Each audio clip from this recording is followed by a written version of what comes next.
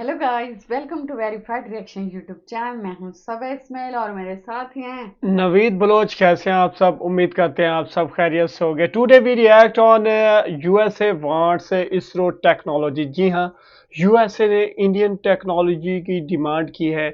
कैसे? और इससे इंडिया को आगे जो इंडिया का सफ़र है third largest economy in the world बहुत जल्द बनना, इस पर कितनी तेज़ी आने वाली है। बहुत ही इंटरेस्टिंग वीडियो के साथ हाजिर हैं। सबसे पहले ये वीडियो देखते हैं, उसके बाद इस पर मज़ीद डिस्कस होगी।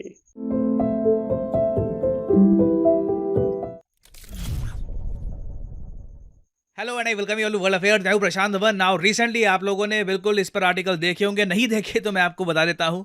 यूएसए इसरो की टेक्नोलॉजी चाहता है। जी हां, हम आज के समय एक ऐसे पॉइंट पे पहुंच चुके हैं जब हम लोग यूएसए की टेक्नोलॉजी नहीं, यूएसए खुद कह रहा है कि हमें इसरो की टेक्नोलॉजी चाहिए। और ये बात हाल ही में कंफर्म कर दी है इसरो के चीफ ने। यहाँ पे आप देख पाओगे सोमनाथ साहब ने हाल ही में ये कहा है कि चंद्रयान 3 की डेवलपमेंट को देखकर यूएसए के साइंटिस्ट जो इंडिया में आए थे, उनकी टीम ने हमें एक ऑफर दिया था। ऑफर ये था, यहां पे आप देख पाओगे, सेल योर टेक्नोलॉजी, अपनी टेक्नोलॉजी हमें बेच दो। ये कहा था नासा ने। ये बात कैटेगोरिकली इसरो चीफ ने कही है। और अगेन ये बात रैंडमली ये नहीं बोलेंगे, डेफिनेटली ये हुआ होगा। यूएस की तरफ से ऑफर आया होगा टेक्नोलॉजी का कि हम आपकी टेक्नोलॉजी परचेज करना चाहते हैं। और अगेन मैं यहां पर ये बोल दूं, नासा की आप अगर हिस्ट्री पढ़ोगे, जिस तरीके से नासा ने ओवर द इयर्स बाहर की जो कंट्रीज हैं, बाहर के जो साइंटिस्ट हैं, उनकी नॉलेज को एब्जॉर्व किया है। आप में से कई लोग जान के हैरान होंगे, नासा के जो इनिशियल साइंटिस्ट थे ना, उनमें से कई लोग एक्चुअली जर्मन थे और नाजी जर्मनी के लिए काम करते थे। जब जर्मनी हार गया, बहुत सारे जो साइंटिस्ट थे हिटलर के, उनको पता नहीं था कि कहाँ पे जाएं, तो यूएसए ने कई साइंटिस्ट को अपने देश में बुला लिया और बाद में नासा प्रॉपरली बनाया गया। उन नाजी साइंटिस्ट ने उसमें एक क्रिटिकल रोल प्ले किया था। उसके बाद भी आप देख लीजिए, नासा में ओवर द इयर्स कई फॉरेन कंट्रीज के साइंटिस्ट का क्रिटिकल रोल है। एक पूरी डॉक्यूमेंट्री बनाई गई है कि किस तरीके से युगोस्लाविया का जो स्पेस प्रोग्राम था, उससे नासा काफी हद तक इंस्पायर्ड था। तो अगेन देखो, जो यहाँ पर इसरो के चेयरमैन कह रहे हैं, it is very much true कि नासा चाहता था कि इसरो अपनी स्पेस टेक्नोलॉजी अमेरिकन को बेच दे। अब आप यहाँ पर पूछेंगे, वेट, वो कौन सी टेक्नोलॉजी होगी जो हमने बिल्ड कर रखी है जो यूएस चाहेगा? आई मीन, इनके पास पैसे की कोई कमी नहीं है। अगर हम बजट की बात करें, अगर हम बेसिकली बजट देखें नासा और इसरो का बजट जैसे आप लोग जानते हैं हाल ही में और कम कर दिया गया था। अभी 10-11 हजार करोड़ के आसपास का इसरो का बजट आपको मिल जाएगा। It is less than $2 billion. वेराज NASA का बजट आप देखोगे तो एटलीस्ट अभी वैसे कई इनके जो प्रोग्राम्स चलते हैं, अर्थमिस प्रोग्राम, उसके लिए यूएस गवर्नमेंट अलग पैसा सैंक्शन करती है, मगर एटलीस्ट आप कह लीजिए इस जो नासा का बजट है ये $20 बिलियन से ऊपर रहता ही है। तो मतलब 1,90,000 करोड़ रुपीस के आसपास तो नासा का बजट रहता ही है। तो दोनों में फर्क जब इतना है, तो वो कौन सी टेक्नोलॉजी होगी जो नासा चाहेगा फ्रॉम इसरो? तो डिस्कस करते हैं इस टॉपिक को इन डेप्थ। बहुत कुछ यहाँ पे आपको जानने को मिलेगा, मगर आगे बढ़ने से पहले आपसे एक क्वेश्चन पूछूंगा। देखिए, दुनिया में ना एक बहुत ही इंपॉर्टेंट अवार्ड होता है, हर साल दिया जाता है, world athlete of the year award. पूरी दुनिया में सबसे बढ़िया एथलीट कौन सा है? और यहाँ पे आपको यह बताना है कि वो इंडियन एथलीट कौन से हैं जिनको नॉमिनेट किया गया है इस अवार्ड के लिए। ये है यहाँ पे आपकी ऑप्शंस, पीवी सिंधु, हिमा दास, नीरज चोपड़ा या फिर नोआ लाइंस। कमेंट सेक्शन में करिए उत्तर, सही आंसर मैं आपको दूंगा वीडियो के एंड में। तो इसरो के चेयरमैन ने यहाँ पर कहा क्या है, वर्ड बाय वर्ड हम समझते हैं। देखो, हम यहाँ पर तब की बात नहीं कर रहे कि जब चंद्रयान 3 सक्सेसफुल हो चुका था, हम तब की बात नहीं कर रहे, उससे पहले की बात कर रहे हैं। हम बात कर रहे हैं अगस्त 2023 की, जब चंद्रयान 3 का लॉन्च इसरो करने वाला था। उससे पहले नासा की एक बहुत ही इंपॉर्टेंट लेबोरेटरी है, जेट प्रपल्शन लेबोरेटरी। इसके बारे में आई एम श्योर आपने सुना होगा कभी ना कभी। कैलिफोर्निया इंस्टीट्यूट ऑफ टेक्नोलॉजी का बहुत ही इंपॉर्टेंट पार्ट है jet propulsion laboratory of NASA. इसके नाम से यह मत समझ लेना कि छोटी सी कोई लेबोरेटरी होगी नासा में, नहीं, एक बहुत ही बड़ा पार्ट है ये नासा का। और इन लोगों का काम यह है कि इंटरप्लैनेटरी रोवर बनाना। मार्स पे नासा कौन सा रोवर उतारेगा, मून पर कौन सा रोवर ये लोग उतारेंगे, उसकी टेक्नोलॉजी क्या होगी, इंजीनियरिंग कैसे वहां पर यूज करेंगे, ये सब डिसाइड किया जाता है जेट प्रपल्शन लेबोरेटरी में। उसके अलावा जो नासा का डीप स्पेस नेटवर्क है, जी हाँ, जो नासा का डीप स्पेस नेटवर्क है, वो भी जेट प्रपल्शन लेबोरेटरी से ही कंट्रोल किया जाता है। तो बहुत ही ज्यादा अत्याधुनिक आर्म है ये नासा की। तो यहां से कुछ साइंटिस्ट आए इंडिया में, इन्होंने देखा कि चंद्रयान 3 की तैयारी कैसे चल रही है, इसरो बेसिकली कर क्या रहा है। चेयरमैन साहब ने दिखाया इनको कि देखिए ये सब हमारा प्लान है, ये विक्रम लैंडर है, ये यहाँ पर प्रज्ञान रोवर है, इस तरीके से हम मून पर लैंडिंग करेंगे। आपका क्या इस पर इनपुट है, आप क्या बोलना चाहेंगे? देखो, इसरो की पूरी तैयारी देख करना, इसरो के चेयरमैन ने ये कहा है, नासा के जो साइंटिस्ट थे इन्होंने सिंपली एक बात बोली, हम कुछ अपनी तरफ से ऐड नहीं करना चाहते, नो कमेंट्स, क्योंकि आपकी तैयारी प्रॉपर है। जब एक कहते हैं ना स्टूडेंट प्रॉपरली प्रिपेयर्ड है, सारे चैप्टर्स प्रिपेयर कर लिए हैं, एग्जाम के लिए वो रेडी है, तो आप कहते हैं okay just go and give the exam. तो ऑलमोस्ट सेम टाइप का रिस्पॉन्स था यूएस साइंटिस्ट का। आगे जो अमेरिकन साइंटिस्ट हैं उन्होंने ये कहा कि हम बहुत इंप्रेस्ड हैं आपकी टेक्नोलॉजी से, और आप ये जो टेक्नोलॉजी है, ये जो सुंदर साइंटिफिक इंस्ट्रूमेंट्स है, लिटरली इन्होंने यहाँ पे वर्ड यूज किए हैं, ये जो साइंटिफिक इंस्ट्रूमेंट्स आपने तैयार किए हैं ये इतने खूबसूरत हैं और इतने सस्ते दाम पर आपने ये सब तैयार किया है। बार बार नासा के साइंटिस्ट ना लिटरली पहले जो उनकी आंखों के सामने था वो देख रहे थे, फिर जो इसकी कॉस्ट है वो देख रहे थे। ये सब एनालाइज करके नासा के साइंटिस्ट ने बार बार ये कहा कि ये हमको सिखाओ, इतने कम प्राइस पर, इतने कम पैसे में तुम ये सब कैसे तैयार कर लेते हो, how do you do this, ये जो पूरी टेक्नोलॉजी है, ये जो पूरा प्रोसेस है, हमें भेज दो। और अगेन ये कोई बहुत ज़्यादा समर्थवान देश के कोई साइंटिस्ट हैं वो ऐसे ही बात करते हैं, हमें भेज दो, तुम्हारा कितना बजट है, 10,000 करोड़ रुपए, हमारा इतना है, पैसे की कमी नहीं है, भेज दो हमको। ऑब्वियसली इंडिया ने अपनी तरफ से अभी तक कोई ऐसा ऑफर स्वीकार किया नहीं है, कुछ हम नासा को बेचने नहीं वाले, क्योंकि काफ़ी बार ये टेक्नोलॉजी अमूल्य होती है, इसमें कई सालों का आपका शोध होता है, आपकी रिसर्च वर्क होती है, हर कोई कंट्री इसको बेचना नहीं चाहता। What ISRO has right now is very special. हाँ बिल्कुल आप कह सकते हैं जी, हमारे जो रोवर हैं नासा के रोवर उनसे ज़्यादा एडवांस्ड होते हैं, ज़्यादा उसमें फीचर होते हैं, मगर कॉस्ट भी उसकी 50-60 गुना ज़्यादा होती है।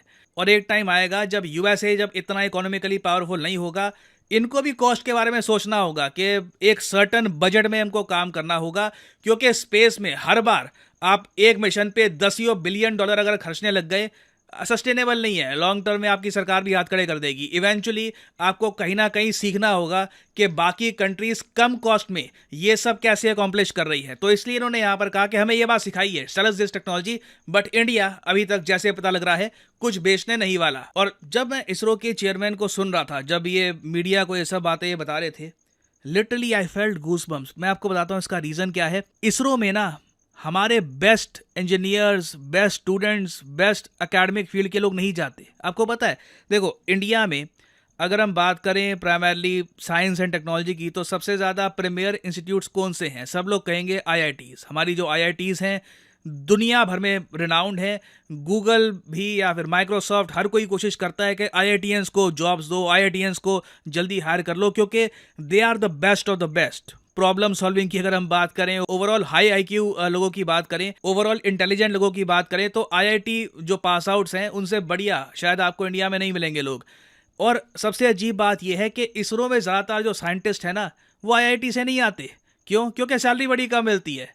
आप अगर देखें आईआईटी से, आप अगर प्राइमरली कंप्यूटर साइंस की फील्ड में आप स्टडी करते हैं, आपके पास प्रॉपर नॉलेज आ गई है, आप आराम से साल के 20-30 लाख परहैप्स मोर, इतने तक का पैकेज आपको आराम से मिल जाएगा।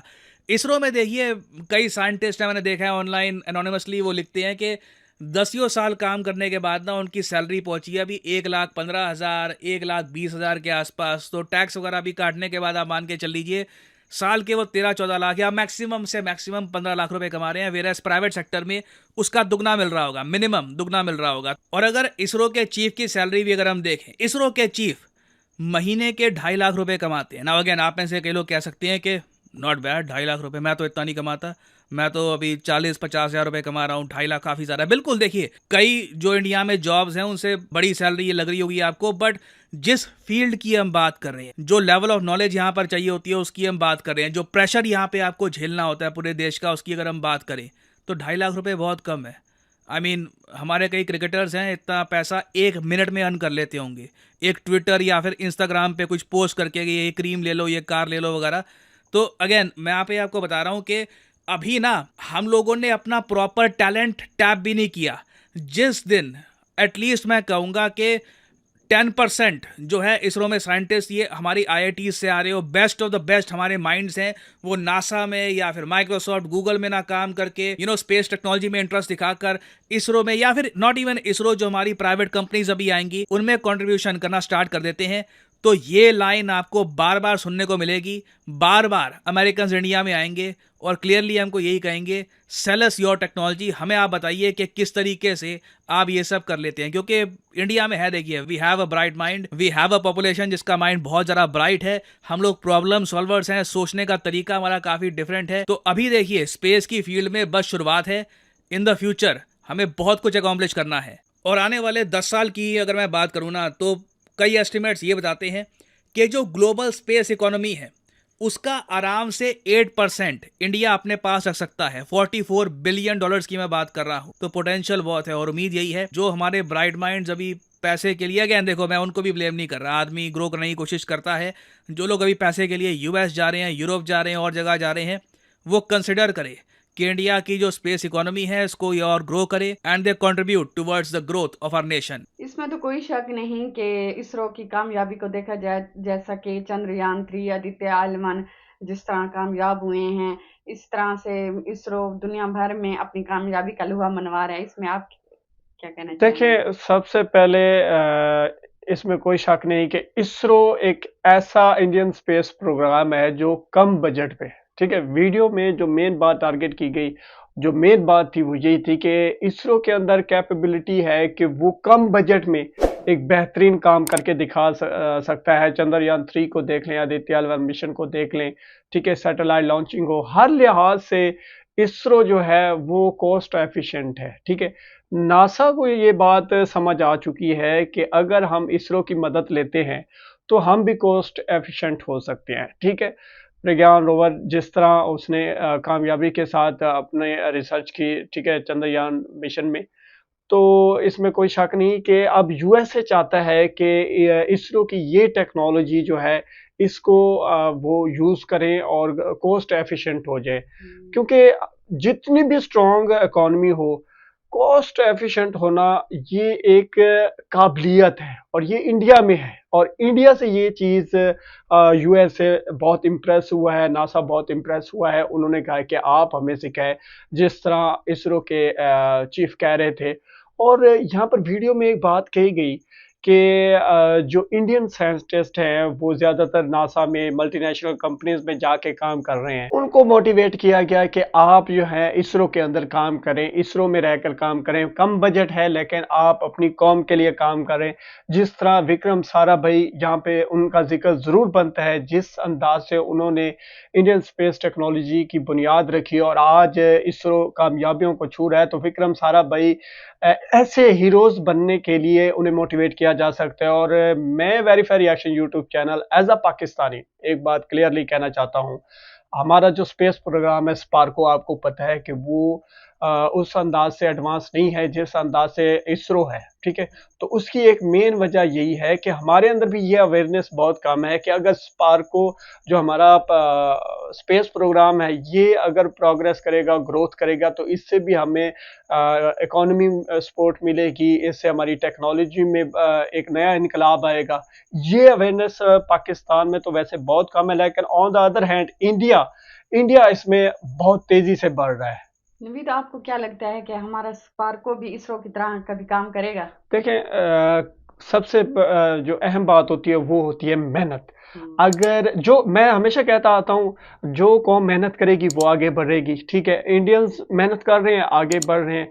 इसरो एक ऐसा प्रोग्राम बन चुका है, एक ऐसा इंस्टीट्यूट बन चुका है जिसकी पूरी दुनिया की नज़रें जो है अब इसरो के प्रोजेक्ट्स पे होती हैं।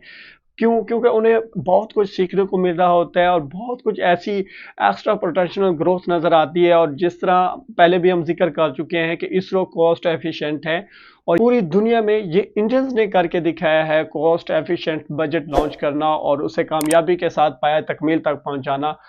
इस बात का क्रेडिट इंडियंस को जाता है और यही वजह है कि इंडियन टेक्नोलॉजी की डिमांड बढ़ रही है। ठीक है, अब हो सकता है आने वाले कुछ सालों में, जिस तरह मैं कहता हूँ कि जो टारगेट था 2030 तक इंडियन इकोनॉमी को दुनिया की 3rd largest economy in the world बनाना, नरेंद्र मोदी जी का जो इंडियंस का ये पैशन था, ये बहुत जल्द इसको अचीव करते हुए दिखाई दे रहे हैं। क्योंकि इंडिया की टेक्नोलॉजी की डिमांड बढ़ रही है, इंडिया की मार्केट एक्सपेंड हो रही है। ठीक है, और विजन वही है नरेंद्र मोदी जी का, और इसमें कोई शक नहीं, एज अ पाकिस्तानी कपल हम भी नरेंद्र मोदी जी के इस बात पे फैन है, क्योंकि वो अपनी लीडरशिप भी सही निभा रहे हैं और इंडिया, मेड इन इंडिया और इन्वेस्ट इन इंडिया के टैग और विजन के ऊपर बेहतरीन ट्रैक के साथ चल रहा है, और इसरो की कामयाबियों ने इसे बहुत सपोर्ट किया। अगर आप समझते हैं कि मैं बिल्कुल ठीक कह रहा हूं तो वीडियो को 1 लाइक बनता है भैया, ठीक है। उम्मीद करते हैं आज का हमारा रिएक्ट आपको बहुत पसंद आया होगा। अगर कोई इख्तिलाफी राय रखते हैं तो कमेंट सेक्शन में हमें कमेंट्स करके जरूर बताया करें। हमें सपोर्ट करने के लिए हमारी वीडियो को लाइक करें, चैनल को सब्सक्राइब किया करें। मिलते हैं एक नई वीडियो के साथ, तब तक के लिए गुड बाय।